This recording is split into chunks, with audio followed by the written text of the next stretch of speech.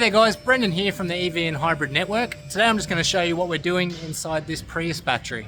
Okay guys, so we've got this Prius battery open, 2010 Prius that we've got this out of. So this was setting a replace hybrid battery pack fault code. Customer does not have plans to keep this for very much longer, so they did not want to go with a new battery pack. We were able to see on the scan tool data, so we've got our blocks that are pairs of modules, and we're able to see that number 6 was a very low capacity block. So it was dropping in voltage much quicker and raising in voltage during charging much quicker. It's just a smaller cup to fill, basically a smaller capacity battery. So getting that out of the vehicle, we split them by taking the bus bars off. First take some static measurements of the voltages, and easy enough without even doing capacity testing on this one to see there was a glaring issue with one of the two modules in block 6.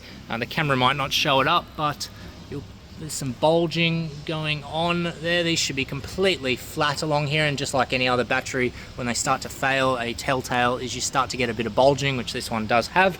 The other module in this block is absolutely fine, so we can go through and load test them so that we can basically measure the internal resistance of them to get a better idea of their capacity and their state of health.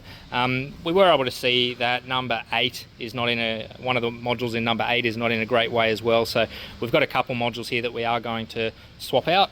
We're going to balance a couple of modules so that we can get them to the same voltage before we put all this back together. We'll rotate the modules, so the ones on the outside, because of the thermal load that the inner ones suffer from, are generally in better condition, which we did find during our load testing. So we'll rotate them just like rotating your tyres, kind of moving the best ones to the middle, and we'll also be able to match them up via what their load test came at, so that the blocks are good pairs to be together. They're all in a similar way. So this is, the quickest method, if you want to say it, of getting a battery going again. It is by no means the best method. This is definitely something that the customer has chosen, knowing full well after we explained to them that this is not a complete repair that you want to have for a long time.